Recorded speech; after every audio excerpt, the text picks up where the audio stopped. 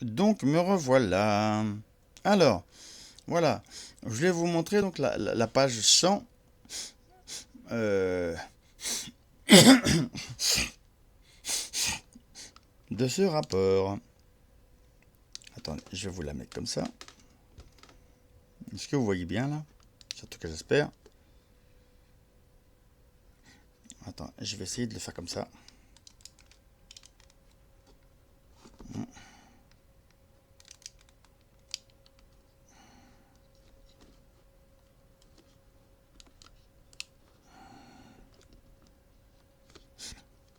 Alors, est-ce que je peux faire un agrandissement?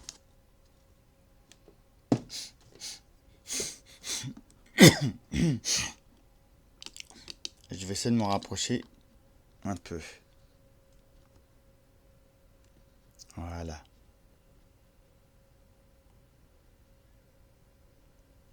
Regardez juste ici. Ah d'accord. Voilà. Regardez. Normalement,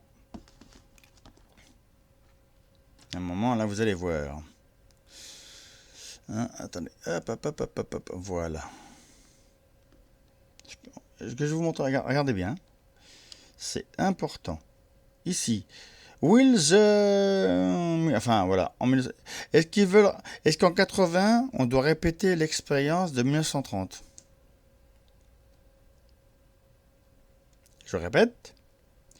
Will the 1980 repeat the experience of the 1930? Enfin, hein, là j'ai fait un accent un peu comique, mais voilà. Donc, bah, comprenne qui pourra. Voilà, comprenne qui pourra. Enfin, il y a ceux qui voudront comprendre, et puis il y aura ceux qui, de toute façon, ils comprendront pas. Bon, vous me connaissez, moi, c'est factuel que du factuel. Vous savez, hein, avec moi, il n'y a que ça. J'ai pas autre chose en magasin. Donc, factuel que du factuel. Donc, pour ceux qui douteraient encore que l'information existe, voici un document que j'ai trouvé dans les archives américaines, hein. Voilà, alors je comprends rien non plus, mais c'est pas de données d'intérêt. C'est très intéressant. Alors attendez, là c'est la première couverture. Apparemment, ce serait une grande loge du district de Columbia. Voilà, voilà.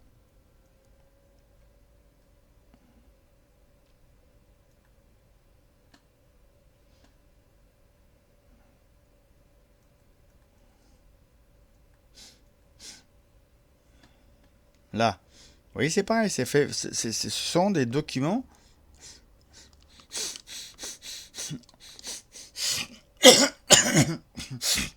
d'archives. Hein, il n'y a pas de complot là. Hein, vous voyez, Boudiou, c'est que du factuel. Ceux qui en sont encore au complot, oh les mecs, mais changez de disque, hein. Voilà. Je vous montre, hein. C'est pour juste vous montrer que ce que fait Wilson, c'est du lourd. Regardez.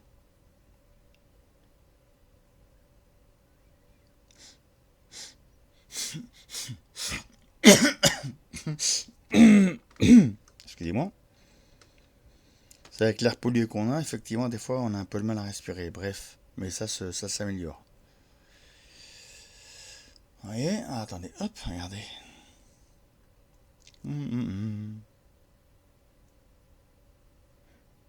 Voilà, regardez.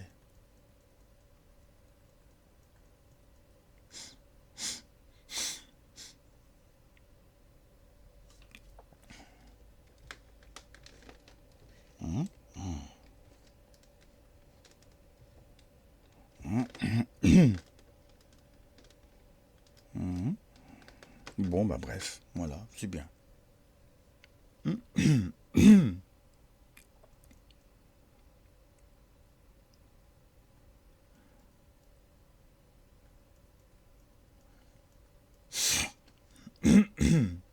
Voyez, regardez.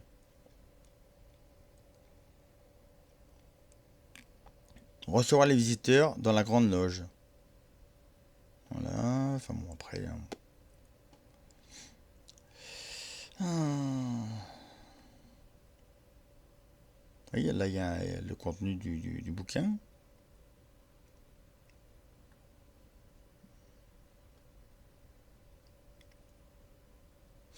Là, apparemment, ils expliquent les différents modes d'apprentissage au niveau des degrés. Enfin, je sais pas, d'après ce que j'ai compris, enfin, modestement de ce que je comprends. Regardez. Ça, à mon avis, la composition enfin, le placement de certaines, voilà, enfin, des lieux pendant une réunion, je pense que c'est ça.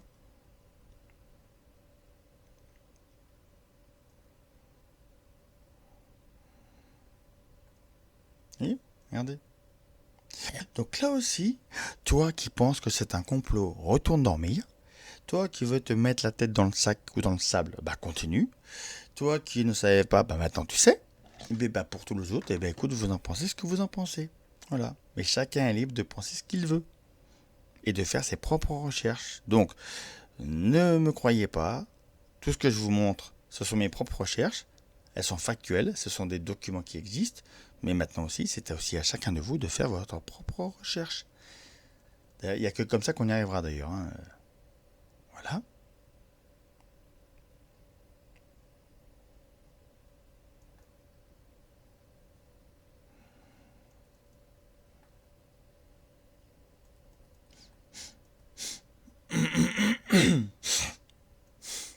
Comme ça, moi, on ne pourrait plus faire de reproches, hein, à Wilson de vous raconter des conneries, parce qu'en réalité, il ne vous raconte pas de conneries. Il fait un travail remarquable. Il mériterait vraiment d'être un petit peu respecté par rapport à ce qu'il fait. Et les critiques de certains, franchement, par exemple, même Fly Rider, lui qui voilà, bah, déjà, s'il avait ce document entre les mains, enfin, tout du moins sur son ordinateur, je pense il raconterait peut-être un peu moins de conneries.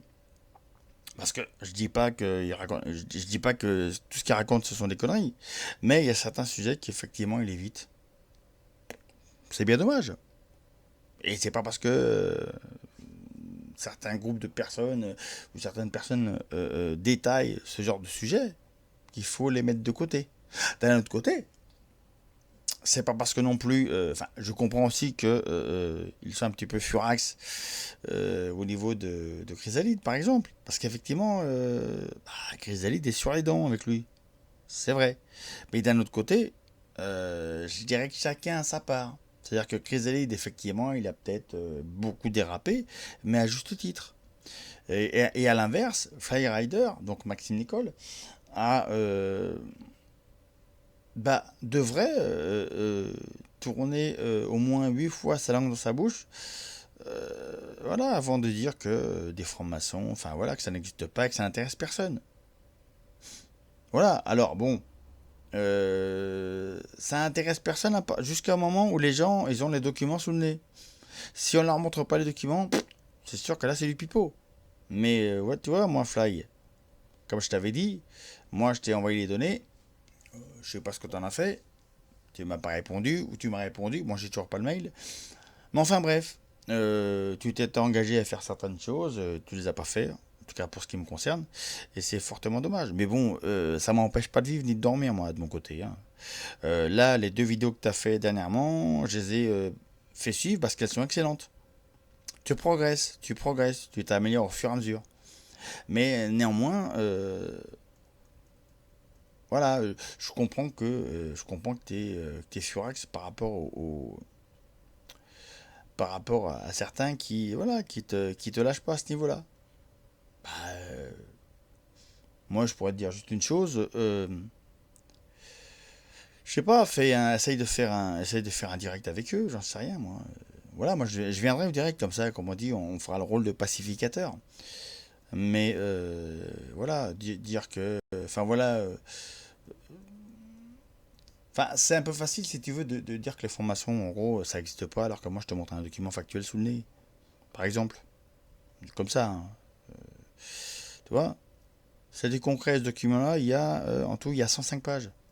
Donc à moins que ce soit 105 pages de complot, enfin voilà, j'ai trouvé ça dans les archives américaines. Donc bon, je veux bien que ça n'existe pas, mais enfin à un moment donné, tu vois, je te montre. Tu veux du factuel? T'en as. Voilà. Je te rassure, je sais pas à quoi ça correspond tout ça. La seule chose que je peux te dire, c'est un document qui vient d'une loge franc-maçonne, mais américaine, aux États-Unis. Voilà, donc après, à quoi ça sert? J'ai aucune idée. Parce que justement, comme tu le disais, toi, t'es pas franc-maçon, moi non plus. Donc, je sais pas ce que c'est. En tout cas, c'est... Ah, il y a un truc que... La préparation d'un candidat. D'une candidature, peut-être? Pas. Bref, voilà, c'est pour montrer aux sceptiques que, contrairement à ce qu'on leur dit, ou à ce qu'ils pensent, bah ouais, les loges franc-maçonnes, ça existe. Et là, il y a même des documents, vous voyez, donc ça confirme même les interviews des loges. Ah, par contre, c'est vrai que c'est pareil. Les loges, les francs-maçons ne peuvent pas dire ce qui se dit sous peine d'être tués, on va dire. C'est le serment qu'ils font, je crois, quand quand ils rentrent en franc-maçonnerie. Mais enfin bon, ça les concerne eux, hein. Nous, citoyens, on n'est pas francs-maçons, donc à la rigueur, on peut dire ce qu'on veut. Vous voyez, moi, je vous montre un document qui vient des archives. Qu'est-ce que c'est que ce truc? Qu'est-ce que c'est que ça? Ça, je sais pas ce que c'est. Il y a une espèce de code là, regardez. Qu'est-ce que c'est que ces trucs? Ah, c'est pas de l'anglais là, hein. L'anglais, c'est plutôt. Là, c'est des espèces de. Je sais pas ce que c'est. Il y a un truc. Enfin, il y a un truc. Non, il y a quelque chose. Qu'est-ce que c'est que ces trucs? Vous voyez?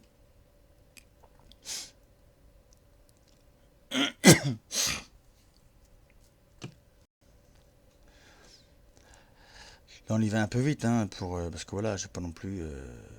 Vous disposer avec tout ça, mais enfin bon, voilà quoi. Faut vous dire qu'il y a plein de choses là-dedans. Vous voyez? Là, j'ai un peu plus rapide.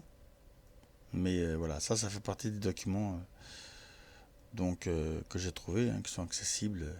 Il faut juste savoir. Faut chercher. En gros, faut chercher. Voilà. Bref, je vais faire une pause. Attendez, hop. Je vais jusqu'à la fin du document. Comme ça, il y a la couverture de fin. Et comme ça, je peux passer. Hop, attends. Voilà. L'avant-dernière page. Voilà. Comme ça va me permettre de vous montrer un autre document. Pareil, les archives enfin, même pas classifiées, quoi. C'est américaine. Voilà. Hop, une pause. Me revoilà avec un autre document. Voilà. Voilà, que j'ai trouvé ici sur internet. Vous voyez? Attendez, on va essayer de le montrer avec le nom. C'est un rapport annuel 2006-2007. Hein. Voilà, alors, il correspond à quoi? Ben, j'en sais rien. Bref. Bon, en tout cas, je vous le montre. Alors, il n'y a pas beaucoup de pages, il y en a 7. On va les. On va les.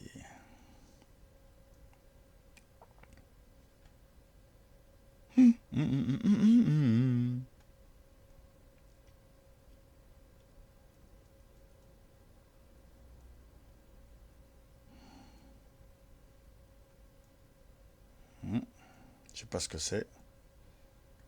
Ça, c'est un rapport. Donc, c'est un rapport. Ouais, donc c'est pas intéressant.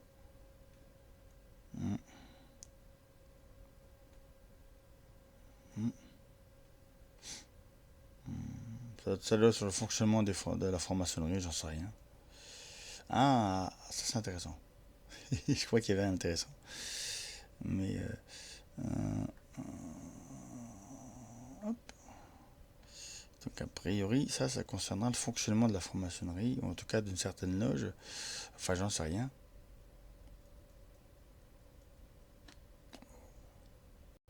Et oui, ça vous verrez pas ça en France, hein, les mecs. Hein. Qu'en France, hein, on n'a pas accès à tout ça, alors qu'aux États-Unis, ils ont accès. Vous demandez d'avoir accès aux documents et même contre le refus d'une formation, vous y avez droit. Vous avez accès quand même.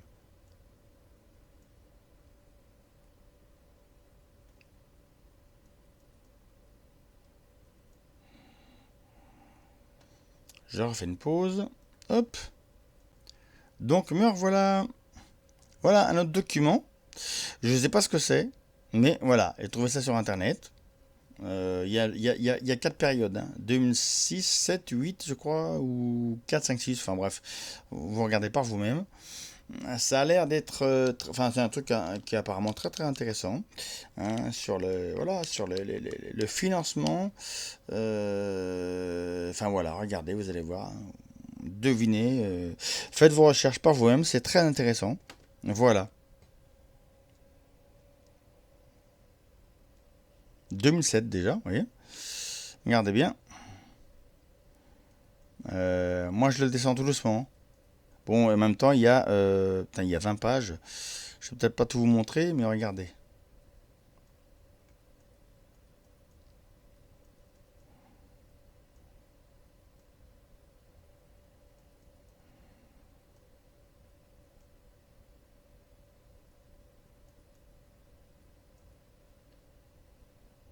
Voilà. Vous voyez, vous avez là, c'est encore de lourd ce que je vous montre, hein.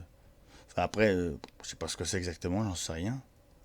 Mais je vous le montre. Voilà, ça concerne justement ces gens-là, quoi, encore les Bilderberg. Hein, voilà. American Meeting Bilderberg. Vous voyez.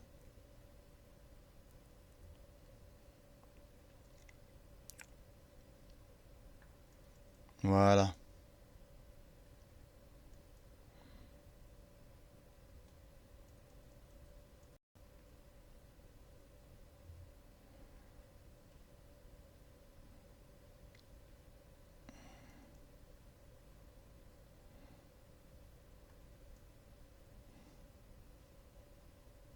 Après, il y a ceux qui vont comprendre ce que c'est, puis il y a les autres, hein. Moi, je fais partie des autres, je pense. Enfin, je suis entre les deux. Mais voilà, quoi. Apparemment, ça concerne des paiements, des machins, des. Enfin bon. Et tout ça, c'est accessible, hein. Donc moi, vraiment, je fais vraiment passer l'information. Parce qu'elle est déjà en ligne bien avant que je vous montre ça. Ça fait au moins des années que c'est en ligne, ça. Mais moi, voilà, moi, j'avais décidé de voilà, de pas faire de vidéo là-dessus. Parce qu'en plus, au départ, c'était même pas prévu pour en faire une vidéo. Mais voilà, c'est important de montrer. C'est important de montrer pour les gens qui doutent, qui savent pas. Voilà.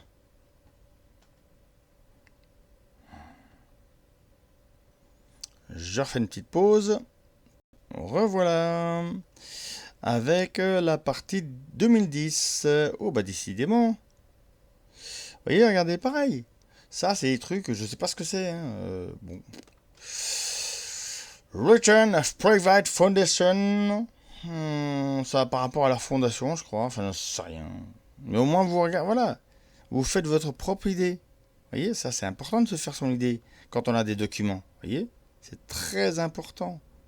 Parce que là, vous pouvez discuter. Là, vous pouvez engager une conversation.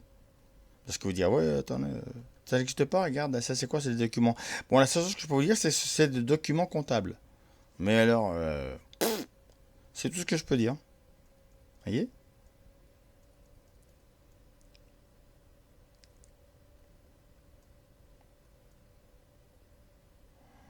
Ça, c'est un document qui date de 2010, hein. Donc, de chez eux, là. Et voilà. Après, je ne sais pas exactement à quoi ça correspond. Honnêtement, je ne sais pas. Mais, voilà.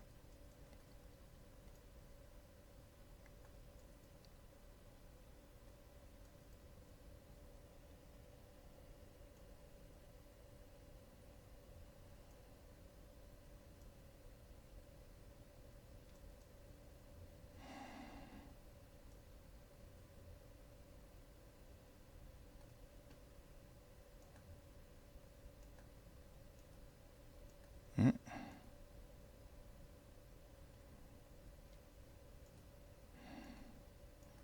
Ouais, et tout ça, pareil sur Internet, vous trouvez ça. Donc, bon, voilà. Si vraiment vous le cherchez, vous trouvez. Si vraiment vous le cherchez, vous trouvez. Par contre, si vous voulez continuer à tergiverser, à raconter n'importe quoi, bah, effectivement, là, vous ne cherchez pas. Mais donc, vous ne trouvez pas. Voici le bouquin que je vais parler tout à l'heure. C'était sur les partis politiques. Voilà. Voilà. Bah, là, vous allez voir en PDF. Voilà. Pareil, accessible, hein. Voilà. Regardez. Donc, c'est beau. Ouh, c'est beau. Attendez, je vais bien me placer. Voilà. Vous voyez? Les partis politiques.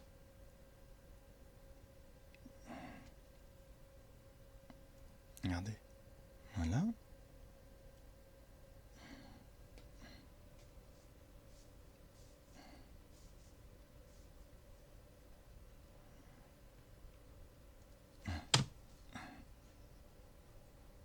Attendez. Voilà. Vous voyez? Très important ce bouquin aussi. Ça fait partie des choses qu'il faut que vous lisiez. Parce que là, ça va vous permettre de comprendre comment les élites fonctionnent. Enfin, si tant soit peu, vous intéressez au truc. Au problème, parce qu'effectivement, comment dirais-je, c'est pas, voilà, c'est pas tout le monde qui peut s'intéresser à ce genre de truc. Effectivement, c'est pas très, c'est pas très, ben voilà quoi. En gros, enfin, en gros, c'est jamais le bon moment. Ça veut dire que si vous décidez pas par vous-même de vous intéresser à ce truc-là, bah vous le ferez jamais, quoi. Hein.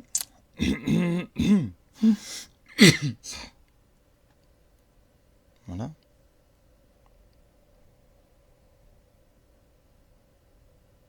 Hein. La démocratie ne se conçoit pas sans organisation. La démonstration de cette thèse peut se faire en peu de mots.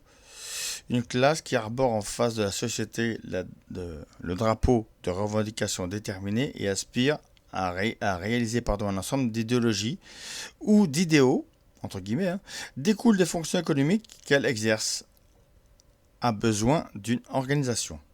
Qu'il s'agisse en effet de revendications économiques ou politiques, l'organisation apparaît comme le seul moyen de créer une volonté collective. Et en tant qu'elle repose sur le principe de moindre effort, c'est-à-dire la plus grande économie de force, l'organisation est entre les mains des faibles. Une arme de lutte contre l'effort.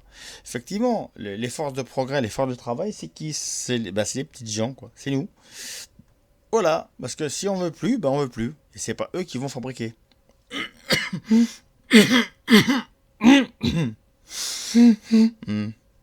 Le principe de l'organisation doit être considéré comme la condition absolue de la lutte politique conduite par les masses. Intéressant ça. Voilà. Donc, je vous montre quelques petites choses.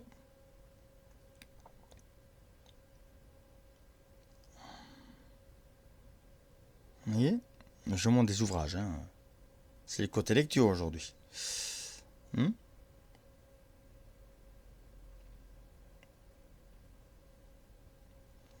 Cette mesure, alors en même temps, toute la comptabilité était constamment à la disposition des associés afin que chacun pût à tout instant en prendre connaissance. Cette mesure était dictée par deux raisons. En premier, écoutez bien ça qui est énorme. Hein. En premier lieu, on ne voulait pas laisser se répandre dans la masse la méfiance. Ce poison qui ruine peu à peu ce poison, donc la méfiance, hein, qui ruine peu à peu l'organisme le plus fort. C'est-à-dire qu'en gros, ce qu'on vit aujourd'hui, le fait qu'on doute de tout, pratiquement au niveau de l'État, c'est ça qui va faire que l'État va perdre. C'est pas faux. Mais apparemment, il a encore bonne santé, hein, donc on va pas l'aider, hein, on le laisse faire. Hein. De toute façon, ils se détruisent tout seuls. Parce qu'en maltraitant les gens, finalement, ils maltraitent leur force de travail, donc automatiquement, ils sont en train de scier la branche de l'arbre sur lequel ils sont assis. C'est un peu tordu, mais bon, pas grave. Allez, voilà, je vous montre encore.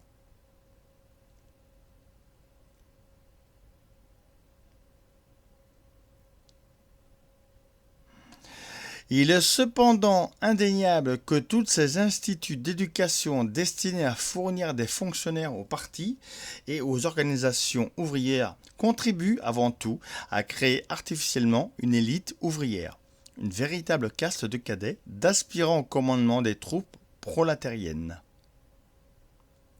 Comprenne qui pourra. Qui dit organisation dit tendance à l'oligarchie. C'est un gars qui a surligné les passages que je découvre aussi avec vous.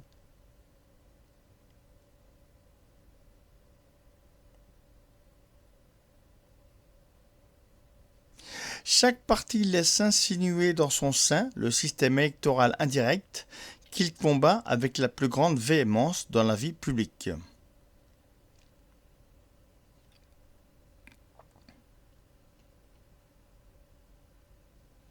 Mais en réalité, à mesure que l'organisation grandit, le droit de contrôle reconnu à la masse devient de plus en plus illusoire. Les adhérents doivent renoncer à diriger ou même à surveiller toutes les affaires administratives. Ils se voient obligés de confier ces charges à des personnes sûres, spécialement nommées à cet effet, à des fonctionnaires rétribués par l'organisation. La masse en est réduite à se contenter de comptes rendus plus que sommaires ou à avoir recours à des commissions de contrôle. Comprendre qui pourra. Il se forme une bureaucratie rigoureusement délimitée et hiérarchisée.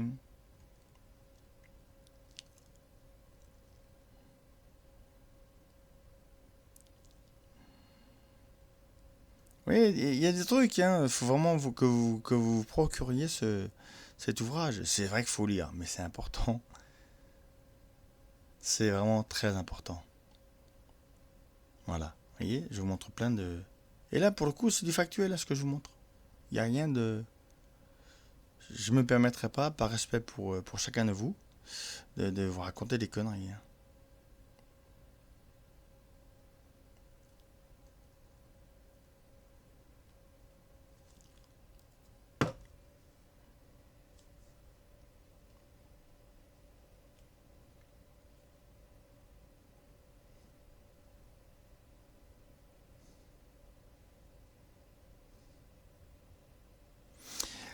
Écoutez bien, ce sont là de beaux gestes démocratiques, mais qui dissimulent mal l'esprit autoritaire qui les dicte.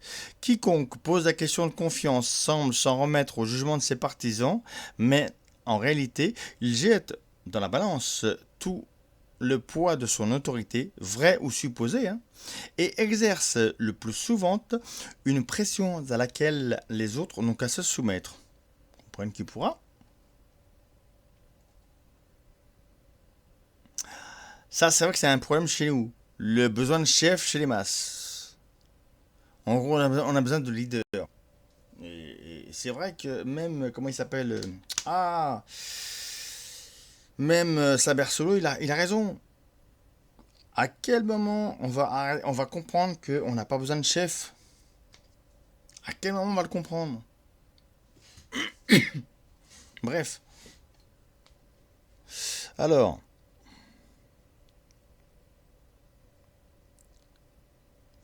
écoutez bien, ça a été écrit il y a longtemps, mais c'est toujours vrai.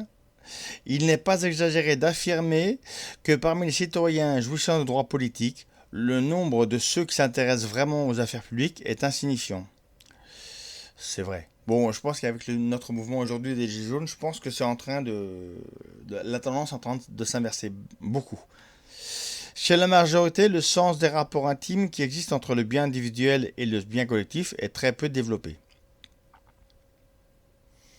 C'est vrai que dans l'ouvrage que je vous ai précité dans l'autre partie de vidéo, la première partie, nos esclaves, ça on en parle très très bien. On en parle très très bien à ce niveau-là. Que la masse en réalité s'intéresse très très peu aux affaires publiques en réalité. Voilà, la plupart d'entre elles donc n'ont pas le moindre soupçon des influences et des contre-coups que les affaires de cet organisme qu'on appelle État peuvent exercer sur leurs intérêts privés, sur leur prospérité et sur leur vie. Je ne sais pas si vous comprenez le sens de ce que je viens de dire là, de vous dire. Dans la vie, les partis démocratiques, on peut observer les signes d'une indifférence politique analogue. Seule une minorité, et parfois une minorité dérisoire, prend part aux décisions du parti. Les résolutions les plus importantes prises au nom du parti, le plus rigoureusement démocratique, c'est-à-dire du Parti socialiste, hein, émane le plus souvent d'une poignée d'adhérents. Il est vrai que le renoncement à l'exercice des droits démocratiques est un renoncement volontaire, sauf dans le cas assez fréquent cependant où la masse organisée est empêchée de prendre une part active à la vie du parti par des conditions géographiques ou topographiques. Voilà, voilà, voilà.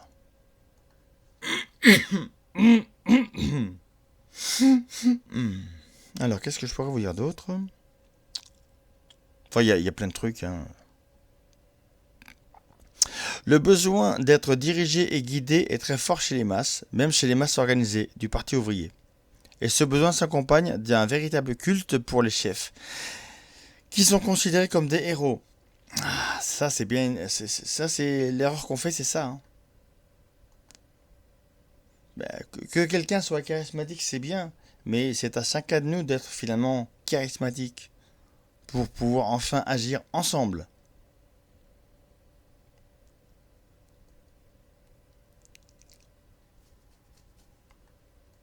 C'est très important.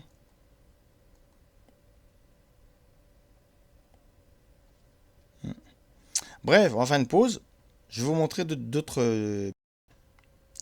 Puisque l'on en est au factuel, je vais vous montrer un bouquin qui est à la Bibliothèque nationale de France, qui s'appelle Le droit à la paresse, réfutation du droit au travail de 1846 par Paul Lafargue.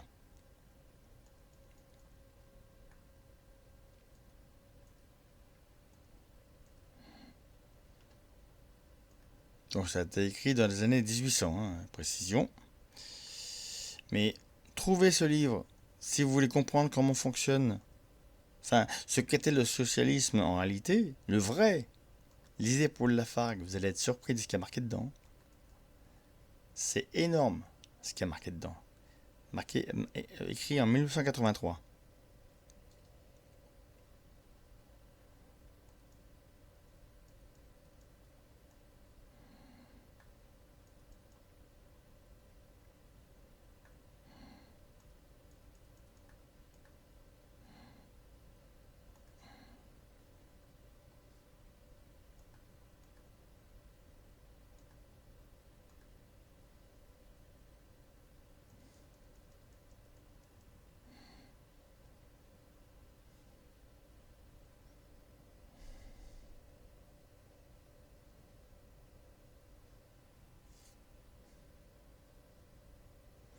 Regardez ce qu'il y a marqué. La bourgeoisie, alors qu'elle luttait contre la noblesse, soutenue par le clergé, arbora le libre examen et l'athéisme. Mais triomphante, elle changea de ton et d'allure. Et aujourd'hui, elle entend étayer de la religion sa suprématie économique et politique. Marrant ça. Voilà, voilà, voilà. Au XVe et XVIe siècle, elle avait allègrement repris la tradition païenne et glorifié la chair et ses passions réprouvées par le christianisme. De nos jours, gorgée de biens et de jouissances, elle renie les enseignements de ses penseurs, les Rabelais, les Diderot, et prêche l'abstinence aux salariés. La morale capitaliste, piteuse parodie de la morale chrétienne, frappe d'anathème la chair du travailleur. Elle prend pour idéal de réduire le producteur au plus petit minimum de besoins, de supprimer ses joies et ses passions, de le condamner au rôle de machine délivrant du travail sans trêve, ni merci.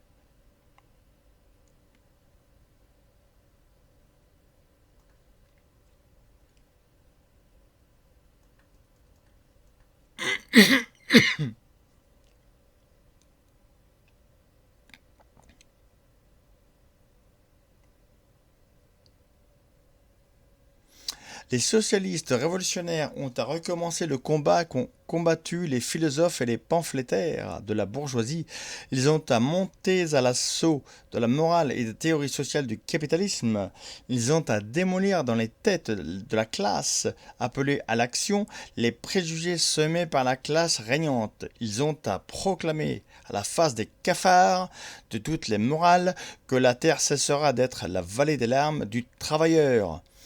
que dans la société communiste de l'avenir que nous fonderons pacifiquement si possible, sinon violemment, ça c'est, hein, voilà, les passions des hommes auront la bride sur le cou, car toutes sont bonnes dans leur nature, nous n'avons rien à éviter que leurs mauvais usages et leurs excès. Et ils ne seront évités que par le contrebalancement mutuel des passions, que par le développement harmonique de l'organisme humain, car, dit le docteur Beddoe, ce n'est que lorsque que lorsqu'une race atteint son maximum de développement physique qu'elle atteint son plus haut point d'énergie et de vigueur morale. Voilà. Bah écoutez, alors, c'est quoi ce machin?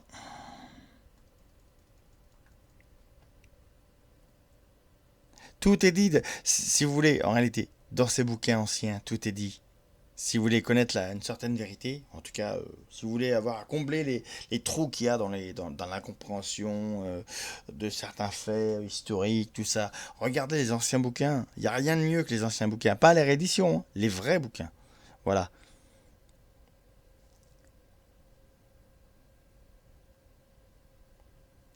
C'est énorme.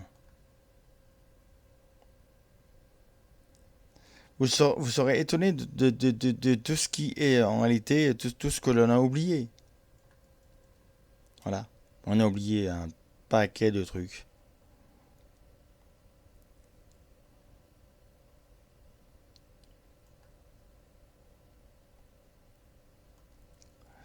C'est vraiment vous voyez un peu? Si vraiment vous voulez comprendre euh, l'origine de nos mots, c'est dans ces ouvrages anciens qu'il faut les trouver. Vous allez trouver tout ce qui se passe.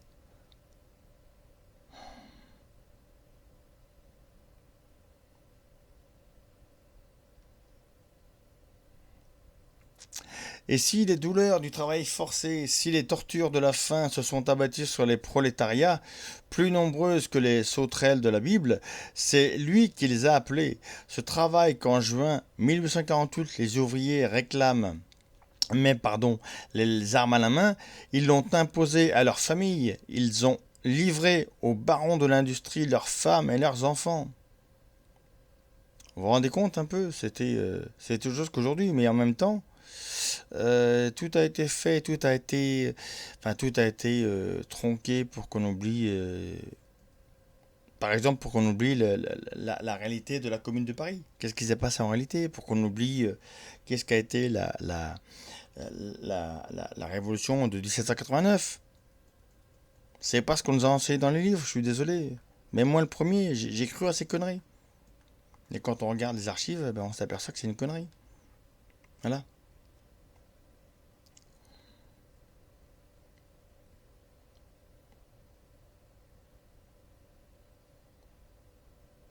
Hmm.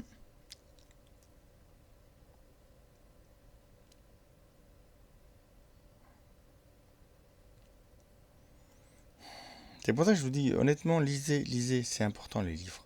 C'est vraiment. Si vous voulez, les livres, c'est important dans le sens où, si Hitler à l'époque les a fait brûler, c'est qu'il y avait une raison. C'est que aujourd'hui, on brûle pas les livres, mais indirectement, on essaie de brûler les cerveaux dans le sens où l'enseignement qu'on donne dans les lycées, dans les collèges, dans les écoles, en réalité, il n'y a plus rien dedans. Voilà, il y a que il y a que de l'habillage. Si vous voulez vraiment connaître, parfaire vos connaissances, prenez les ouvrages anciens. Vous arrêtez, vous prenez les ouvrages anciens, vraiment anciens, jusqu'à 1930. Là, vous allez reprenez les bouquins de classe de 1930, reprenez les cours préparatoires de ces années-là. Vous allez être étonné de ce qu'il y avait dedans. Vous allez être étonné. Même quelqu'un qui a le bac aujourd'hui, il serait pas sûr d'avoir ne serait-ce que ne serait-ce que le brevet des collèges de l'époque. Regardez ce qu'il y a dedans. On vous a menti, en réalité. Et il y a un livre qui est intéressant là-dessus, sur ce sujet.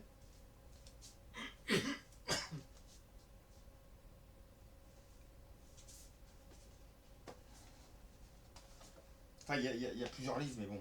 Je vous en montrer deux vite fait. Il y a celui-ci,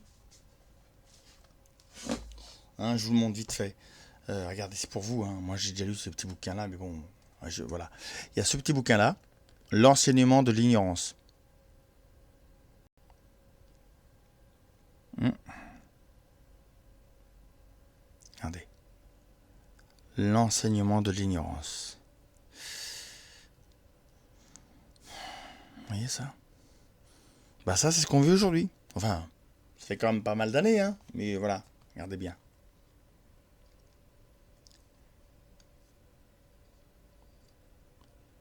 Voilà. J'ai surligné les passages les plus évidents, les plus criants, j'allais dire.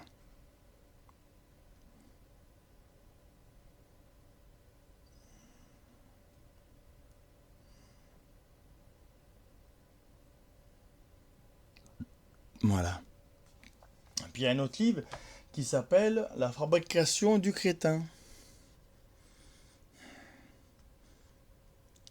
Voilà, c'est des bouquins de poche, hein, édition folio, enfin collection folio, mais voilà. La fabrication du crétin, la fabrique du crétin, voilà. Attends, je vais essayer de te le mettre avec de la lumière. Parce qu'à un moment donné, effectivement, c'est un peu compliqué. Voilà. Alors, on recommence. Voilà. Voilà. La fabrique du crétin. La mort programmée de l'école. Voilà. Hum. Donc, si vous voulez vraiment vous en sortir, lisez. Lisez, mais surtout, je dirais, après avoir lu, mettez en pratique. Mettez en pratique. Vous allez voir, c'est tellement bien la pratique. Par exemple, moi, si je suis arrivé à aller à la fac, si j'ai fait valider toute ma pratique juridique. C'est pour ça. Comprenez? C'est hyper important.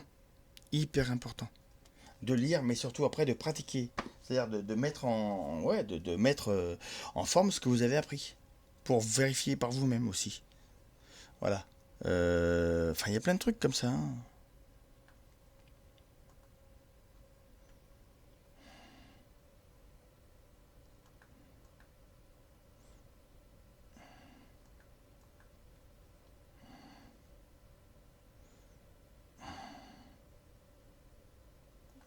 Vous voyez, ça, c'est des bouquins qui sont en libre accès sur la Bibliothèque nationale de France. Là, je sais plus ce que c'est comme bouquin, je vais vous l'ouvrir. Ça, c'était quoi celui-là? Tiens, regardez, ça aussi, c'est lui qui l'a écrit, Paul Lafargue. T'es pas con, hein? C'est-à-dire que même Karl Marx, si vous voulez, c'est pas ce qu'on nous en a dit dans les années, dans les années, enfin, c'est pas ce qu'on nous dit c'est pas ce qu'on nous en dit réellement à notre époque. Il y a des gens qui ont côtoyé ce gars-là à l'époque et qui ont une analyse beaucoup plus précise et pertinente. Je vous conseille de regarder un, un monsieur que je trouve énorme dans le sens où il a vraiment il a vraiment une connaissance de beaucoup de sujets. Il s'appelle Francis Cousin et vous regardez ses conférences. Il parle de Karl Marx, mais pas que, hein. Il parle de beaucoup de choses, d'économie, de mondialisation, de mondialisme. Il parle aussi de commerce, enfin, tout ce qui fait notre société et il décortique ça au fur et à mesure. Et, euh, et on va dire que lui fait partie des gens qui sont peu connus et qui sont pas du tout en exergue dans les médias, mis en lumière, pardon, mais il mériterait vraiment d'être montré. Parce que ce qu'il dit, il tient un discours extrêmement pertinent, mais très, très, je veux dire très dense. C'est-à-dire qu'il faut vraiment avoir un cerveau pour accueillir toute sa réflexion, parce que c'est assez costaud hein, quand même, hein. Mais moi, des fois, j'ai du mal à m'y retrouver, hein. Euh, et en même temps, voilà, j'apprends au fur et à mesure. J'apprends humblement, j'apprends au fur et à mesure, au fur et à mesure. Et je ne regrette pas. Je n'en regrette pas du tout. Je vais vous en montrer d'autres.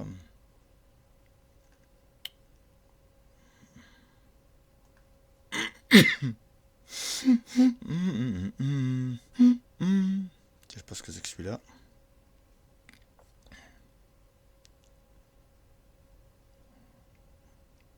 Là, c'est toute l'œuvre de Paul Lafargue que j'ai téléchargée. Parce que c'est libre de droit. Ah, la propriété.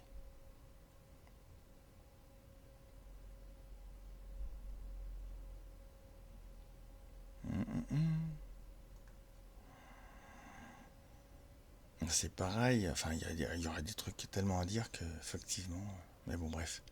On va essayer de regarder ça. Hop.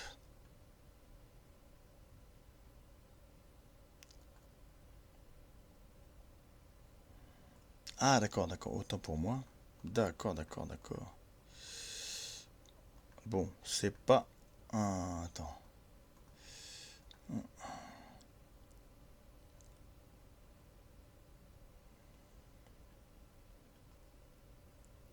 Il y a vraiment des trucs qu'il faut lire. C'est honnêtement. Bon, bref. Je vais pas vous mettre celui-là, mais parce que c'est pas celui-là que je voulais vous mettre. C'était. Il y en a d'autres. Attendez, je vais regarder.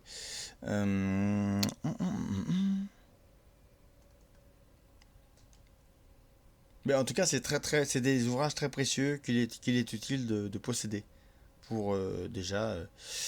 Euh, Ça, c'est Jean Jaurès. Donc, là, c'était pas non plus le sujet, mais c'est pas mal non plus, hein, mais bon, bref. Alors, attendez, je vais vous trouver des trucs de Paul Lafargue qui se trouvent normalement là.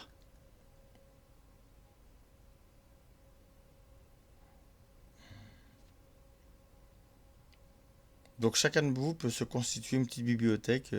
Ah là là là. Là là là là, ça aussi, la religion du capital. Vous allez en découvrir des choses avec ces ouvrages, hein. C'est. Ah, est-ce qu'ils sont nets, les bouquins ou pas? Euh,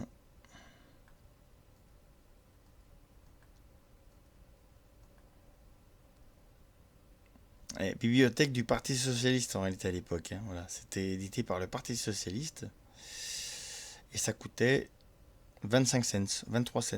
Ouais, je crois un truc comme ça. Ouais, vous voyez un peu? C'est bon, après.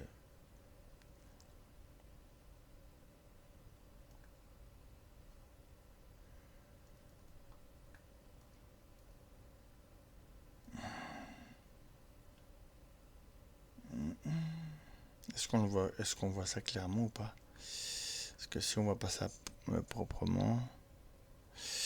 Ok. Les progrès du socialisme inquiètent les classes possédantes d'Europe et d'Amérique.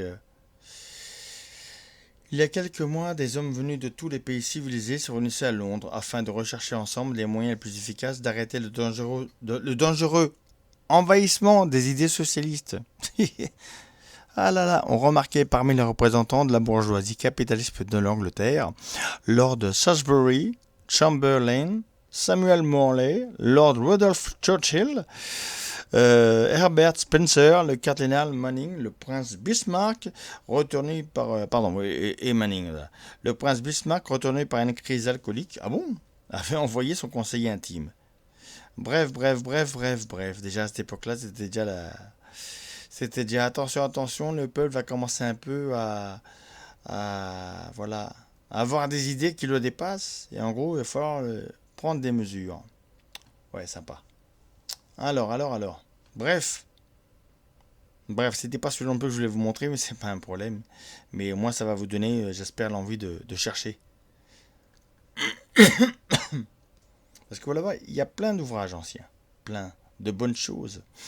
C'est quoi ça? Ah oui, les pamphlets socialistes. Ça aussi, c'est un bon bouquin. Bon, ça engage que moi, hein.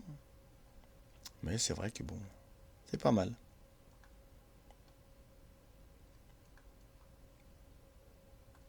Voilà,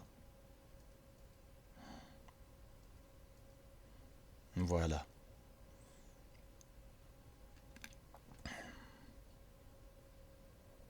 voilà, oui.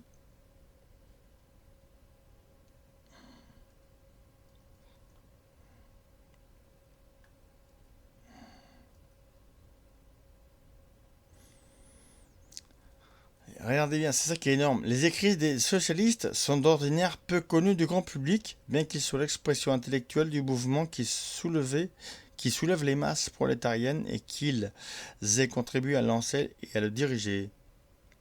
Publiés dans les journaux et les brochures de propagande, ne circulant que dans les milieux ouvriers, ils ne peuvent qu'être difficilement procurés par les gens qui vivent en dehors. L'idée de les rendre accessibles aux personnes désirant se tenir au courant de l'histoire de leur temps, nous ont décidé à les réunir en une brochure.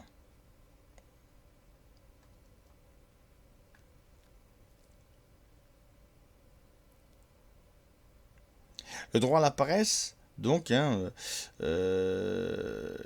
fait le tour de la presse socialiste et qui a traduit dans la presse, il a été traduit dans presque toutes les langues européennes. Il a même pénétré l'empire des tsars, malgré la police, et imprimé et lithographié en russe et en polonais. Parce qu'en réalité, le droit à la paresse, ce n'est pas le droit à rien foutre. Ça revient, si vous voulez, à des propos qui sont tenus par, comment il s'appelle, pour le coup, un vrai socialiste, lui encore à l'ancienne. Il s'appelle, comment il s'appelle, il fait des conférences justement à ce niveau-là et il explique le sens des mots. Il dit que, voilà, le salaire à vie, mais c'est pas au sens qu'on l'entend aujourd'hui. Comment il s'appelle? Oh là là là là, ça va me revenir. Bernard Friot. Regardez ses conférences. Bernard Friot. C'est excellent. Il nous montre factuellement, il nous démontre, il nous porte les preuves et il nous les met à notre portée. Il nous montre, il nous prouve qu'on s'est fait avoir de A à Z pendant plus de 60 ans, quoi. On s'est fait avoir, en gros. En réalité, ce qui n'est pas important, c'est pas le salaire à l'emploi, c'est le salaire en fonction de la qualification. Retenez bien ce mot, la qualification. C'est-à-dire qu'on te paye par rapport à ta qualification, non pas par rapport à l'emploi. C'est-à-dire que la qualification, c'est toi qui es qualifié. L'emploi, si tu veux, c'est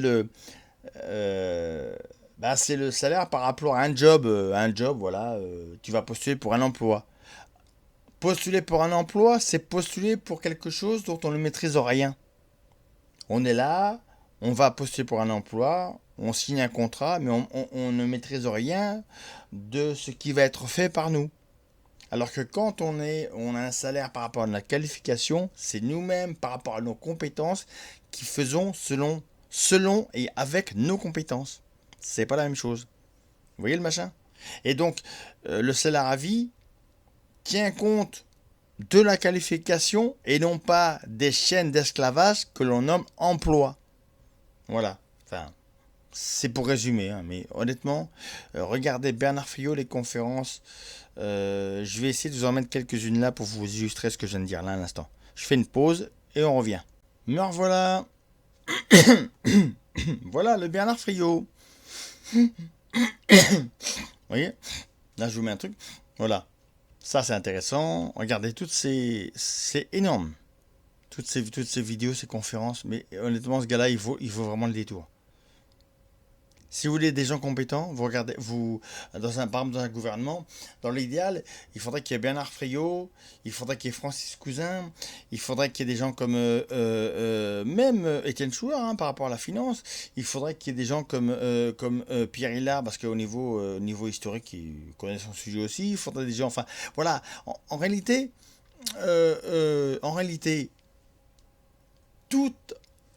toute la pensée dissidente, la pensée hors système auquel nous avons accès par Internet, en réalité, nous avons déjà comment dirais-je, nous avons toute la genèse, toute la graine, si vous voulez, du renouvellement de la pensée, de la pensée en réalité en France. On a déjà tout ce qu'il faut.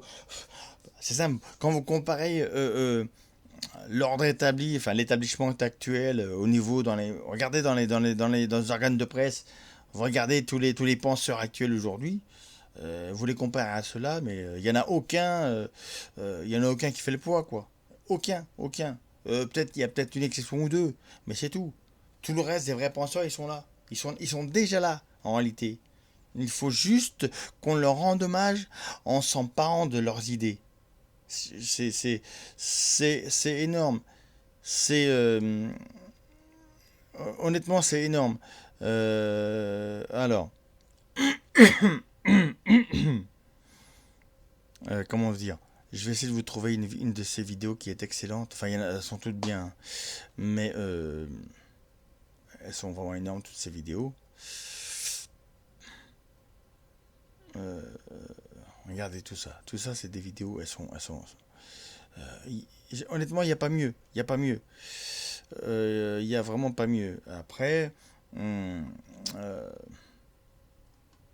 si vous voulez vraiment comprendre ceux qui acclament d'ores et déjà la vie, ah voilà, regardez.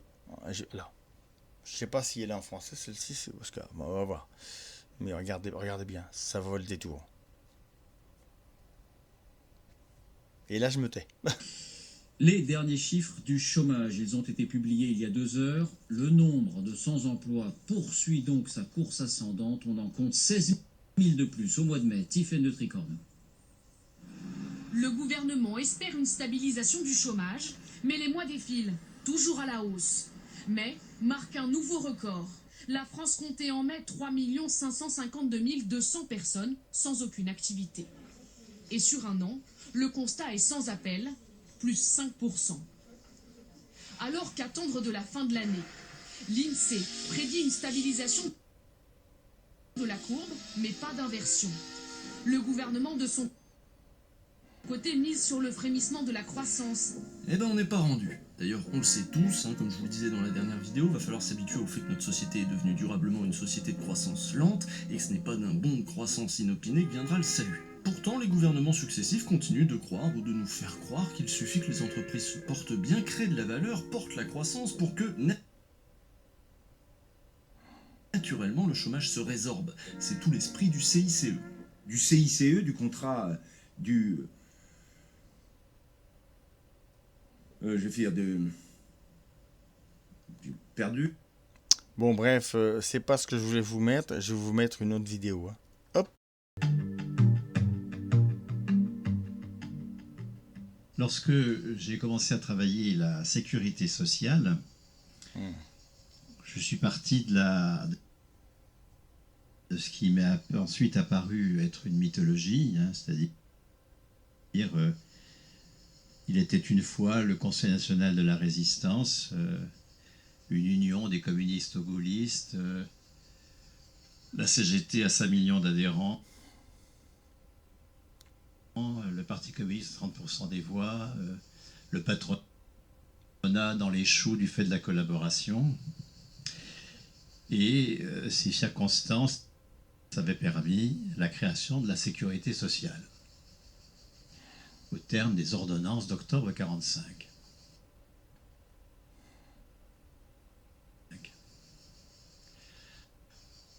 Mon travail de recherche m'a conduit à poser ce discours comme un mythe.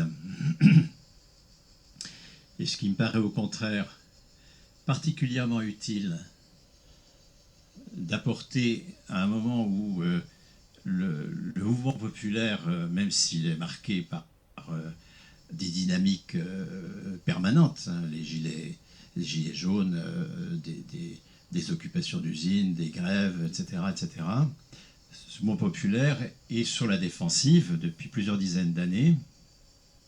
Et il est très important, à mon avis, de restituer l'histoire populaire du régime général de sécurité sociale qui va subvertir en 1946 la sécurité sociale.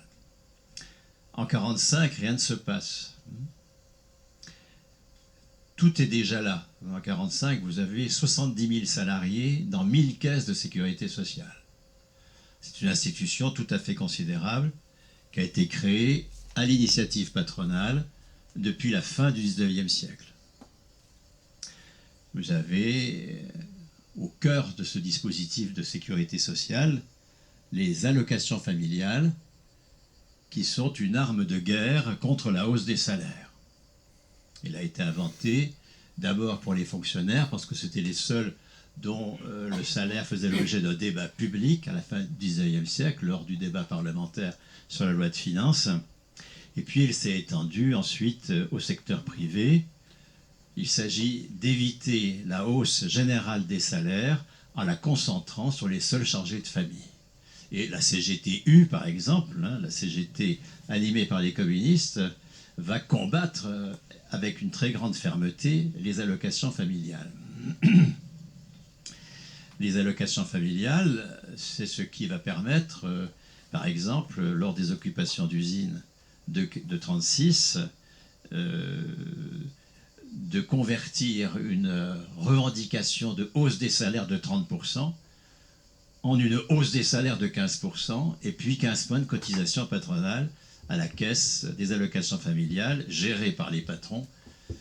C'est pour cela que selon la combativité des entreprises, vous allez avoir des boîtes dans lesquelles les allocations familiales sont le minimum légal de 1932, 4% du salaire brut, mais ça peut aller jusqu'à 17% du salaire brut dans les boîtes où il y a eu une très grosse combativité et où une revendication en 1936 de hausse des salaires de 35%, mettons, c'est traduit par 17% d'allocation familiale et 17 ou 18% de salaire. Cette institution, donc, qui est gérée par les seuls patrons, est au cœur de la sécurité sociale en 1945. Et à côté de ça, vous avez, depuis 1930, les assurances sociales qui combinent une couverture maladie et une couverture vieillesse dans des caisses gérées de manière paritaire, des caisses départementales gérées de manière paritaire, mais paritaire ça veut dire patronale, puisqu'il y a toujours un syndicat qui vote avec les patrons. Et donc, à côté de cela, vous avez, depuis la fin du XIXe siècle, une obligation de couverture également des accidents du travail et maladies professionnelles. Et là, c'est des compagnies d'assurance qui gèrent le dispositif. Et puis, vous avez, au-delà des assurances sociales, qui concernent les salariés dont le salaire est inférieur à un plafond, vous avez des régimes d'assurance groupe pour tous les salariés dont le salaire est supérieur à ce plafond, que les entreprises passent à un niveau d'entreprise ou de branche avec des assureurs pour la couverture santé et vieillesse. Vous avez également, depuis les années 20, le régime qui donnera lieu à celui de la SNCF lorsqu'elle deviendra SNCF en 1937. Vous avez le régime des fonctionnaires depuis le XIXe siècle. Vous avez des dispositifs patronaux à l'initiative de l'Union des industries métallurgiques et minières, qui sont le cœur du patronat de l'époque, de l'UIMM, dans la métallurgie. Vous avez, bref, tout existe. Tout existe en 1945. C'est une initiative patronale. Donc la défense de la Sécu, pour moi, c'est un mot d'ordre qui n'a pas de sens. En revanche, ce qui s'opère, ça va être la subversion de la sécurité sociale, la subversion communiste de la sécurité sociale en 1946. En 1946, tout ce dispositif pléthorique, encore une fois, 70 000 salariés dans plus de 1000 caisses, va être unifié, pas totalement, y compris du fait de conflits internes aux syndicats, va être unifié dans un régime général. Et c'est cela la subversion. Subversion pourquoi? Parce que, à la dispersion d'institutions qui faisait que le salariat n'existait pas. Vous avez des logiques d'entreprise, de branches, des logiques territoriales. Les caisses d'allocation familiale, c'était territorial. Vous allez avoir une institution unique. Une institution qui pose la classe comme classe. Et qui la pose d'autant plus qu'elle est gérée par les travailleurs eux-mêmes. Nous avons 3/4 d'administrateurs salariés pour 1/4 d'administrateurs patronaux et des administrateurs élus à partir de mars 1947 qui vont gérer, du fait de l'unicité du régime, le tiers de la masse salariale dès 1947, l'équivalent de la moitié du budget de l'État, et davantage que le budget de l'État dans les années 60. On est donc dans une subversion de la sécurité sociale. Ce sont les travailleurs et non pas les patrons qui gèrent. Et le taux de cotisation qui était jusque-là extrêmement disparate, j'ai parlé des allocations familiales qui allaient de 4 à 17% du salaire brut sur les entreprises, mais les taux de cotisation étaient extrêmement disparates qui faisaient aussi que nous n'avions pas de dispositif de classe et que finalement c'était au patron de prendre l'initiative de choisir tel ou tel taux de cotisation. Ce substitut est remplacé par un taux unique interprofessionnel de cotisation. Gestion par les travailleurs, unicité du régime, taux unique interprofessionnel de cotisation. Là, nous sommes dans la subversion communiste de la sécurité sociale. Le régime général de sécurité sociale, qui a été construit en 6 mois, de janvier à juillet 1946, par des travailleurs qui ont fait face à une hostilité totale, interne à la CGT, puisque les socialistes dans la CGT étaient hostiles au régime général. Donc seuls les communistes, les trotskistes et les anarchistes se sont battus pour le régime général. Hostilité partisane, les ministres communistes sont sur des strapontins pendant 1 an, de novembre 1945 à décembre 1946, lorsque en décembre 1946, Léon Blum les chasse pour faire un gouvernement SFIO homogène. Donc fenêtre de tir très courte, 1 année, sur des strapontins, ce qu'on donne à des communistes, vous voyez, le travail, la santé, puis démerdez-vous avec ça. Aucun ministère régalien, rien du tout ça. Hein. Donc le mythe du CNR, Union des communistes gaullistes, c'est un mythe absolu. Prenons De Gaulle, qui est obligé de nommer 5 ministres communistes, ça l'exaspère tellement qu'il démissionne dès janvier 1946. De Gaulle devient un opposant absolu au gouvernement dès lors qu'il y a une présence de communistes. Et sur cette fenêtre de tir qu'ils savent extrêmement courte, les militants de la CGT vont construire ce régime général, unifier 1000 caisses pour en faire 200, ils souhaitaient n'en faire que 100, une par département, mais les ordonnances de 1945 sont une défaite de la CGT. En août 1945, la CGT avait préconisé dans l'Assemblée provisoire, parce qu'il n'y avait pas encore eu d'élection législative, une seule caisse, et elle est battue, et il y aura 2 caisses pour les allocations familiales d'un côté et pour la santé et la vieillesse de l'autre. Et dès qu'il s'agit de transformer 1000 caisses en 200 caisses, et donc il faut trouver des locaux, on est en pleine destruction également post-guerre, des locaux plus vastes que les locaux des caisses jusque-là existantes.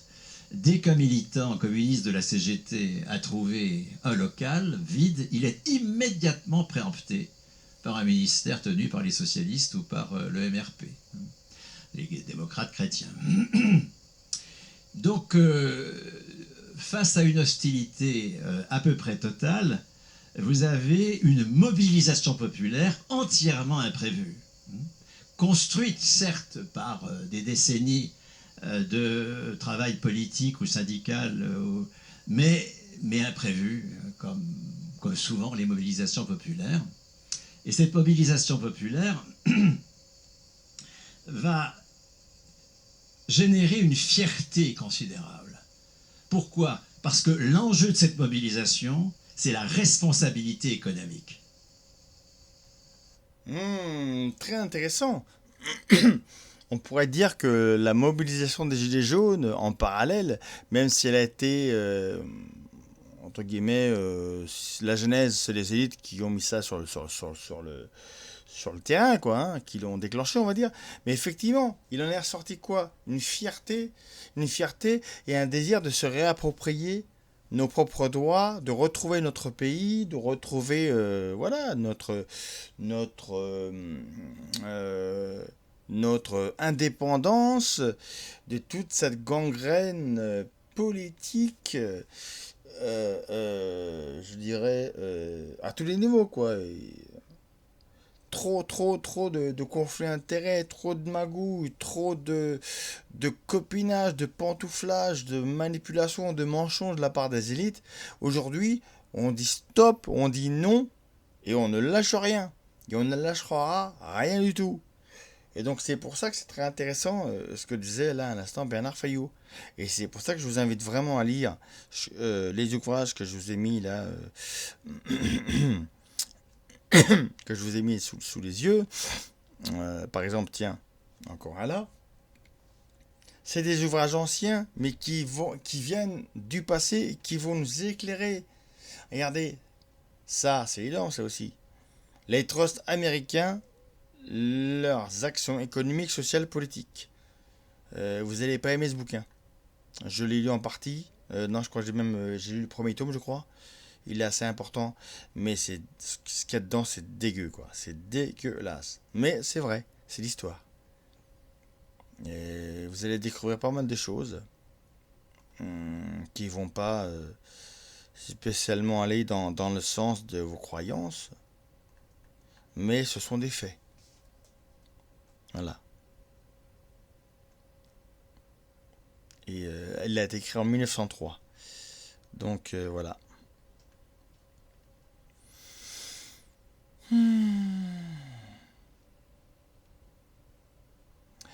Les trusts américains envahissent l'Europe. Leur renommée avait franchi l'Atlantique avant qu'ils eussent fait leur apparition en Angleterre, en Allemagne, en France et en Belgique. Les millions et les milliards dont ils sont armés frappent d'abord l'esprit. Cette monstrueuse accumulation de capitaux, la plus formidable qu'on ait encore vue, est en effet un événement qui, à lui seul, caractérise une phase de l'évolution capitaliste. Mais l'énormité des capitaux n'est pas le seul fait qu'ils méritent d'attirer l'attention. Les trusts mettant de côté les vénérables principes de l'économie politique et donnant d'irrévérencieux démentis aux tranchantes affirmations des messieurs les économistes, suppriment la concurrence et substituent une organisation méthodique à l'anarchie qui règne dans la production capitaliste. Vous allez voir ce que je veux, où je veux en venir.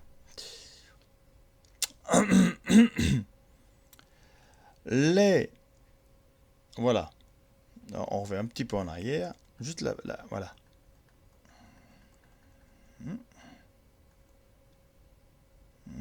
Voilà. Mais cette scientifique organisation de l'industrie qui accroît la puissance productive du travail salarié, accélère la concentration des richesses, bouleverse la vie économique, sociale et politique et engendre, une grossissante plèbe de mécontents bourgeois. Lésés, oui, parce qu'ils sont, ils s'aperçoivent qu'on les a trompés eux aussi. C'est marrant, hein, quand même. Finalement, il n'y a pas que nous qu'on baise dans ce système. Sauf que maintenant, effectivement, ils ont eu leur revanche eux aussi. Voilà. Regardez bien.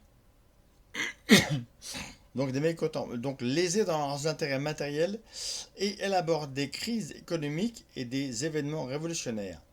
Les trusts américains sont un phénomène historique, nouveau d'une si puissante action sur le monde capitaliste qu'il relègue au second plan tous les faits économiques, politiques et scientifiques survenus dans ces 40 dernières années.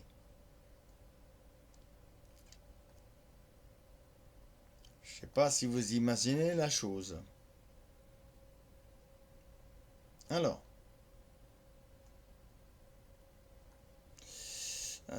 qu'est-ce que je pourrais vous dire? Il y a tellement de choses à dire là-dessus, sur ce bouquin-là. Mais, attendez, on va essayer de trouver des choses.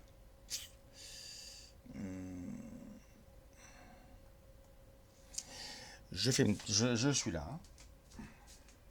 J'ai ce bouquin-là. Je vais vous lire des passages que j'ai surlignés.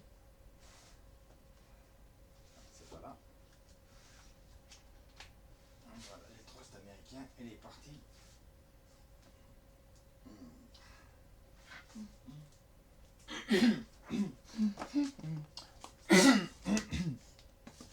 Alors, ça c'est quoi? Ça c'est la partie 2, je pense. Ouais, d'accord. Alors, la partie 1.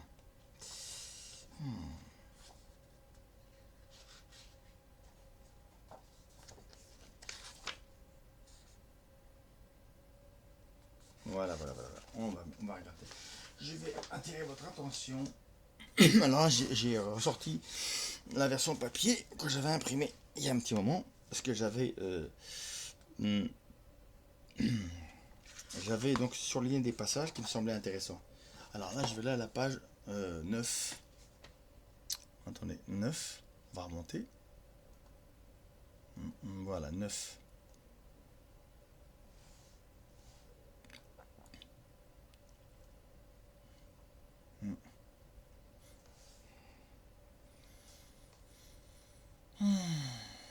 Attends.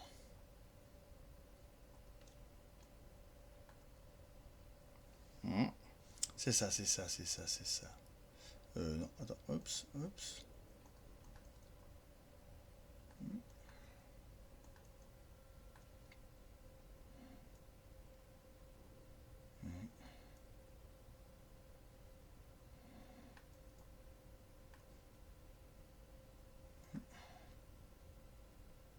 Ah voilà, 8.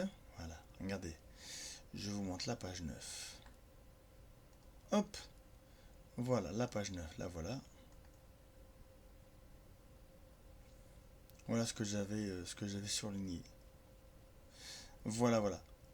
Ce qui est aussi extraordinaire, si ce n'est plus que la grandeur de la masse des capitaux accumulés, c'est le petit nombre de personnalités financières sans quoi déjà? Alors, page 10. Sans mandat. Ah, sans mandat, hein. Sans mandat, sans contrôle et sans responsabilité. Ça rappelle un petit peu, ça ne nous rappellerait pas le mode de fonctionnement de la Commission européenne. Donc, qui ont la gestion de cette centaine de milliards. C'est marrant, hein? Bizarre. Moi, je dis ça, j'ai rien dit, hein. Ah, regardez. Je vais faire du complotisme, là. Et pourtant, vous voyez, c'est encore un bouquin historique, hein. 5 groupes de financiers bien connus aux États-Unis. Le groupe Morgan, le groupe Gold Rockefeller, le groupe Harriman Cohn, le groupe Vanderbilt et le groupe de Pennsylvanie administrent les grandes compagnies des chemins de fer américains. Quand même, hein?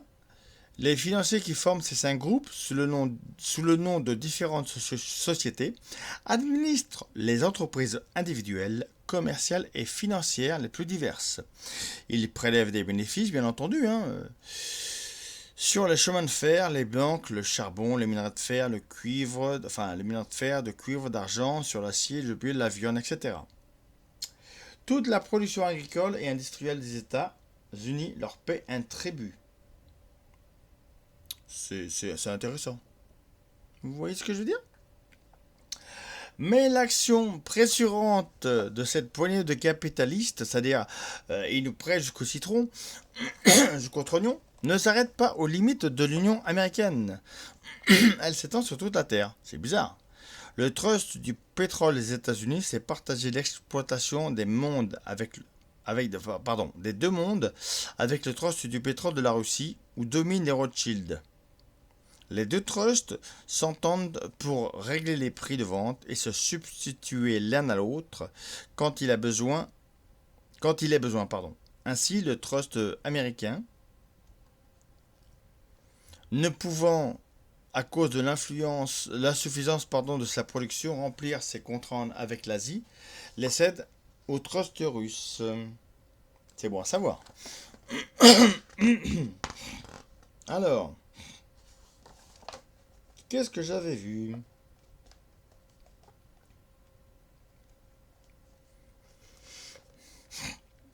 Regardez bien. Le trust du cuivre ont depuis des années amené une hausse considérable dans le prix du métal qui, bien que réduite, persiste encore. Écoutez bien, cette hausse artificielle leur a permis de frapper d'un impôt énorme tous les industriels employant du cuivre comme matière première. En gros, c'est une hausse artificielle. Donc en gros, les mecs, ils nous prennent pour des cons depuis plus de 100 ans. Voilà. Mais on dirait qu'en 2019, on n'a pas encore compris. Enfin, en tout cas, pour une majorité de personnes, on n'a pas encore fait le lien. Bon, heureusement, en France, on a encore des cerveaux, mais Mais c'est pas simple, hein. C'est pas simple de se réveiller, hein.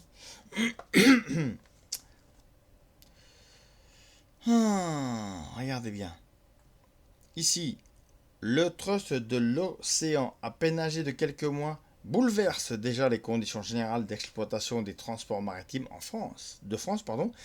Il émettra un impôt de péage sur les produits agricoles et industriels naviguant entre l'Europe et l'Amérique. L'accaparement des voies de communication est une des plus importantes manœuvres des capitalistes pour rançonner l'industrie du commerce. Je recommence. L'accaparement des voies de communication est une des plus importantes manœuvres pour rançonner. Manœuvre, c'est arnaque, c'est illicite. Rançonner, c'est pareil, c'est du pénal. Enfin, réveillez-vous là. Voilà. Hein? Voilà. Ce n'est qu'après s'être emparé de ces moyens de transport que Rockefeller parvient à constituer son gigantesque trust du pétrole. Donc les Rockefeller sont partout, dans les banques, sur les vaccins, partout, dans l'ingénierie, ils sont partout, dans le pétrole, partout, dans le plastique, enfin en gros ils sont partout. Il n'y a pas un truc où ils sont pas. Voilà. Donc les trusts américains envahissent l'Europe. Marquez là. C'est un bouquin qui date de 1900 ou 1899, je crois, un truc comme ça. Bref.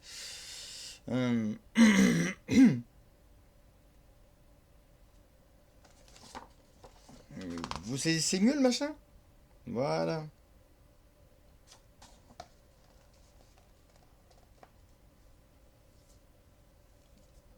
Regardez bien, vous allez voir. La page suivante. Je l'avais surlignée en jaune, je vais vous la lire. Parce que c'est exactement ce qui se passe aujourd'hui aussi. Dans la réforme de l'enseignement. Pourquoi est-ce qu'on essaie de nous mettre on essaie de nous vider, enfin, on nous vide des contenus de toute substance en réalité. Pourquoi? C'est pour nous éviter de penser. Et regardez ce qu'ils faisaient à l'époque. Il y a quelques années, voilà, une des donatrices de l'université de San Francisco fit chasser un professeur d'économie et politique qui avait eu l'outrecuidance et la témérité donc de critiquer les privilèges exorbitants du capital. À partir du moment où tu mets en exergue la réalité de certains faits, tu peux te retrouver mis en index. Mais c'est pas pour ça qu'il faut renoncer. Hein.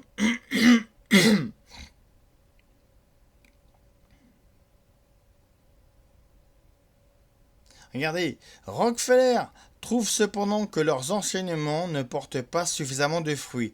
Ils se proposent d'organiser un trust pour la publication des livres d'école. Quand je vous disais que ils maîtrisent la monnaie, mais ils maîtrisent aussi les livres à un moment donné. Donc, si vous ne vous réveillez pas, faudra pas venir vous plaindre. Voilà.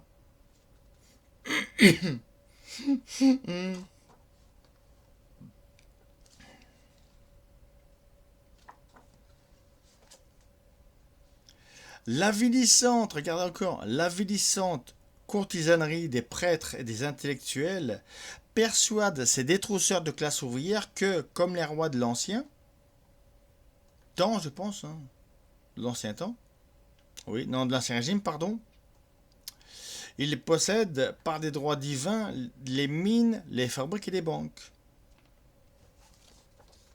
Vous saisissez? Commencez un peu à comprendre le truc. Regardez, on nous dit aujourd'hui la manipulation des médias, mais ça date pas d'aujourd'hui. La presse qui manipule l'opinion selon les intérêts du capitalisme est entre leurs mains.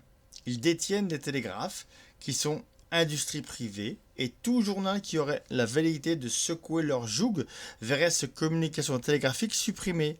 C'est son arrêt de mort. Un quotidien aux États-Unis ne peut vivre sans les dernières nouvelles. Il n'y a que les journaux socialistes qui ne sont pas soumis à ces influences parce qu'ils ne sont pas des opérations industrielles, mais des organes de propagande, des armes de combat. De toute façon, le savoir est une arme. À partir du moment où tu sais, tu ne te fais plus avoir. Tu ne te fais plus manipuler. Voilà.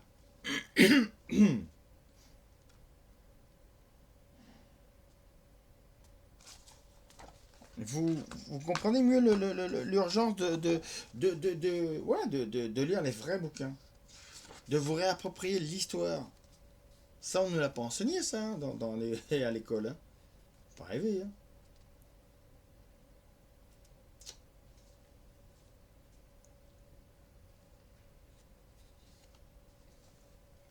Regardez, ça va pas vous plaire, ça.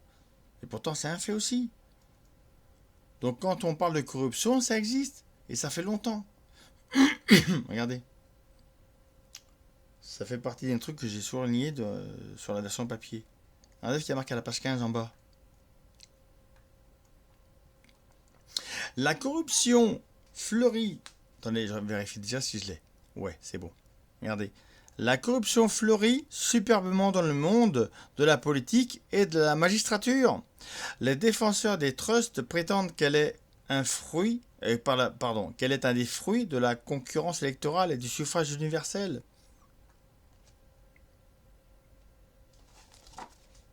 Hein, le bouquin a été écrit en 1902. Donc c'est pas d'aujourd'hui,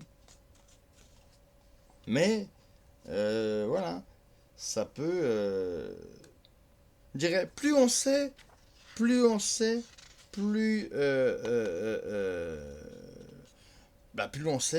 arrive à se défendre. Mais pour ça, il faut savoir, il faut s'informer. Donc encore un grand bravo à Wilson, qui fait un excellent boulot, quoi. Qui fait vraiment un excellent boulot. Regardez là. Page 16 toujours, hein. Les chefs des railways et les hommes qui dirigent les sociétés industrielles vous diront qu'une mesure profitable au public ne peut être obtenue par des moyens légitimes.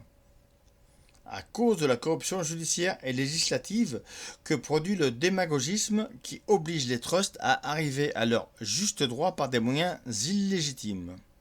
Ben, tout est dit là. Tout est dit.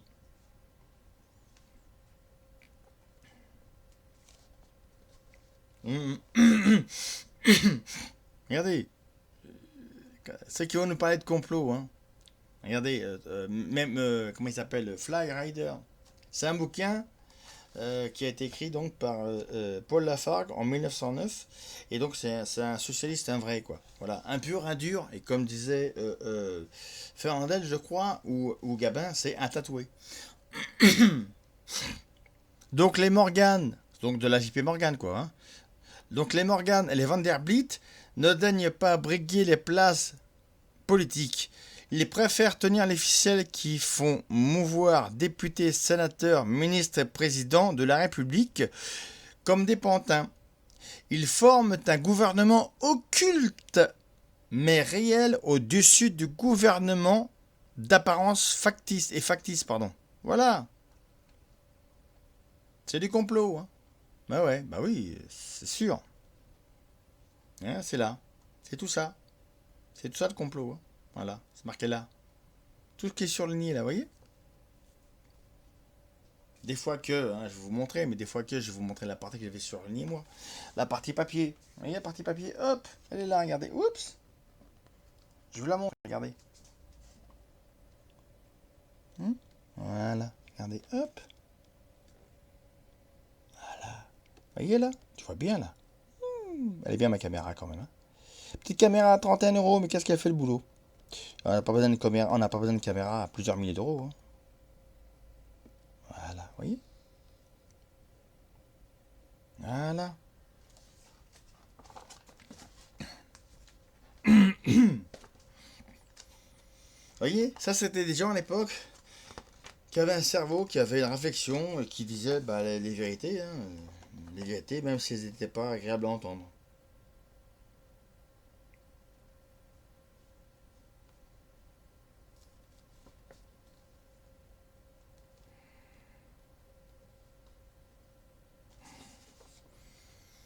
Alors, écoutez bien, l'état-major capitaliste qui administre la richesse nationale, immobilisée donc dans les trusts et dans les chemins de fer, dirige la politique.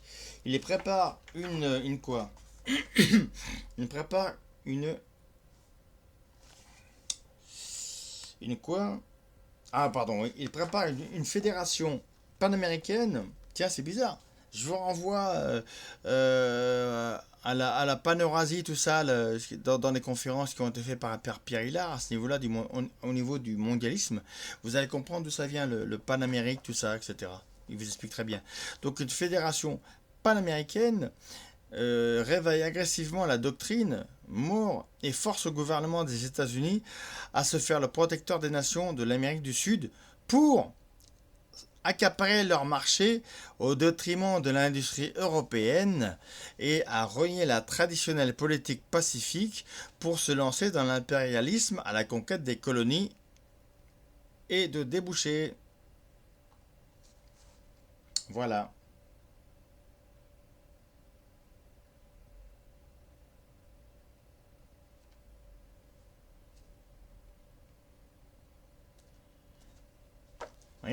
Regardez, ouais, tout est dit là. Vous voyez, il y a rien de plus, il y a rien de plus. Regardez ce qu'ils reconnaissent les Américains. Nous avons exterminé les Indiens peau rouge et ce faisant, nous sommes devenus un exemple remarquable de la survivance du milieu adapté. C'est énorme. Cette idée, depuis la guerre hispano-américaine, nous l'avons inculquée aux nations de l'Europe. Nous avons besoin des marchés de la terre parce que toutes les guerres de notre histoire ont été des luttes pour les marchés. Voilà. C'est... on ne peut pas être plus clair. Hein, pour le coup... Donc, pour ceux qui ont encore des doutes sur la réalité historique de ce qui est annoncé ici, ben écoutez, cherchez par vous-même. Cherchez par vous-même. Mais voilà, quoi. Tout est dit. En 1776 et en 1812, nous avons clamé pour ce que nous appelions le libre-échange. Et quand nous l'avons obtenu, nous avons dressé le mur de la protection. Bah oui. C'est le libre-échange pour les autres. Et quand on l'a, bah après on se protège. Bah oui, parce qu'on ne veut plus qu'il y ait de libre-échange chez nous. Il n'y a rien de plus logique. Vous voyez ? Voilà. Donc après, effectivement, on peut dire tout ce qu'on veut, mais voilà.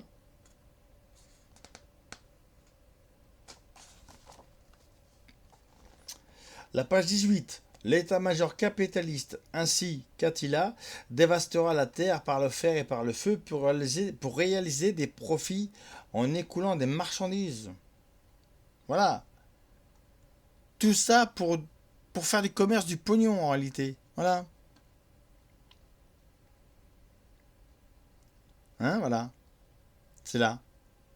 L'état-major, c'est là ce que je vous dis, c'est là. Donc à un moment donné, il faut peut-être se réveiller. Hein. Ouais, voilà. Les nations européennes du 16e et du 17e et du 18e siècle, alors que naissait, prenait corps la bourgeoisie capitaliste, se disputaient les armes à la main, les colonies, pour voler aux indigènes les métaux, les bois précieux, les épices et les pelleteries. Oui, c'est ça, les pelleteries, bah, bref. Voilà.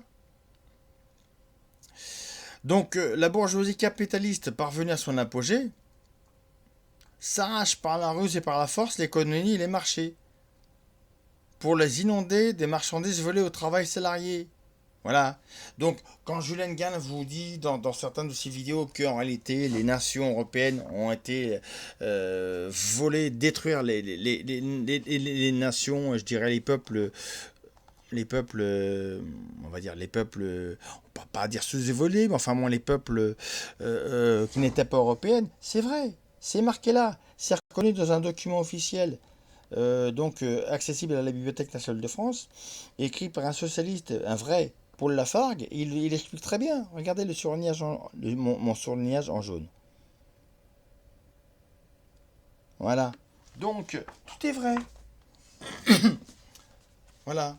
Donc, il serait temps que les peuples de l'Occident, que l'Occident fasse amende honorable en demandant pardon. Alors, même si c'est pas toi qui me regarde, qui regarde la vidéo, ou toi, fille, jeune femme, ou toi, jeune homme, ou voilà, Même moi, on n'y est pour rien. J'étais pas né en 1700 et des poussières. Hein, j'étais pas né, donc... mais indirectement, l'Occident, c'est important. L'Occident, on est en Occident, nous sommes des Occidentaux. À partir de là, si vous voulez vraiment que l'égrégore du mal qui a été fait par nos ancêtres, c'est nos ancêtres, hein, on était blancs, bon, on est toujours blancs, mais ce sont nos ancêtres à l'époque qui ont fait tout ce mal. Donc si on veut vraiment, comment dirais-je, euh, c'est un peu, soyez pas choqués ce que je veux dire, mais il y a tellement de choses qui, c'est un peu comme Jules, moi, dans mon cerveau on est plusieurs. Mais si vraiment on veut faire un monde honorable, c'est-à-dire arriver à être pardonné par la source, par le divin, par Dieu, par comment il s'appelle, peu importe, par le créateur si vous voulez. Le seul moyen qu'on a d'avoir c'est demander pardon. Demandons pardon à ces peuples. On n'y est pour rien, c'est vrai, mais demander pardon pour ce que nos ancêtres ont fait. C'est salopard, parce qu'on pourrait leur botter le cul, hein. On n'était pas nés, on ne pouvait pas le faire. Mais voilà, demandons pardon. C'est pas, ça coûte rien. Ça coûte rien. Demandons pardon à ces peuples. Demandons pardon à la nation noire. Y a pas de raison. Enfin, je vois pas pourquoi est-ce qu'on leur demanderait pas pardon. Ah ouais, non, mais c'est pas moi. Moi, j'étais pas non plus. Bouffon. Mais on demande pardon pour que ça crée un égrégore qui fasse que tout ce mal qui a été fait alors qu'on n'était pas né ne nous retombe pas actuellement, aujourd'hui. Vous voyez le truc? Il faut absolument que vous voyiez des conférences de Dayem Kaya. Je vais vous montrer la vidéo. Une vidéo. Pause. Voilà, regardez. Voilà, Dayem Kaya, voilà. Moi, j'ai découvert quelques-unes de ses capsules sur Facebook. Mais regardez ce qu'elle elle fait d'excellentes vidéos. Honnêtement, c'est une personne qui mérite vraiment... bon, elle les mérite d'être mis en lumière, on va dire. Et elle fait beaucoup de vidéos qui parlent de thèmes très très différents. Mais, alors, attendez, si je me rappelle bien, elle traitait même aussi de questions très très intimes. Mais au-delà de ça, elle évoquait aussi les questions du racisme. Elle disait, il y avait une capsule qu'elle faisait, c'était est-ce que le racisme existe? Et en réalité, dans sa capsule, il me semble que la réponse était non. Mais elle développait une certaine argumentation qui était très très pertinente. Et c'est pour ça que je vous dis honnêtement,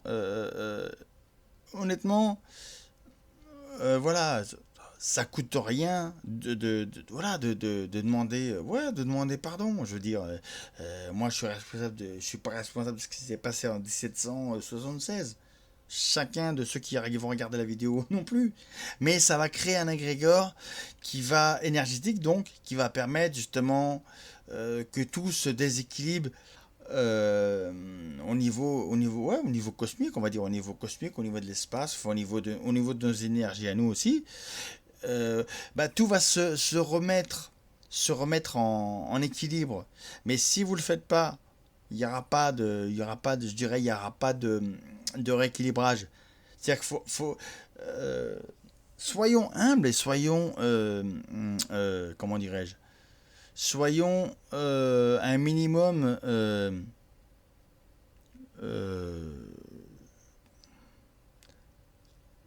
comment dirais-je, faisons un effort. Je veux dire, ça coûte, voilà, ça coûte rien, mais de le faire, c'est important. De le faire, c'est important. Et vous voyez ce que je vous disais? Regardez là. Vous voyez, le racisme existe-t-il vraiment? Voilà. Voilà, Donc, ce que je veux vous dire, c'est qu'en réalité, tout dépend, tout est à notre portée. Tout est à notre portée. Nous devrions faire un monde honorable. Et voilà, pour pouvoir continuer à grandir et voilà, pour continuer à grandir, quoi. Il n'y a rien de plus important, quoi, finalement.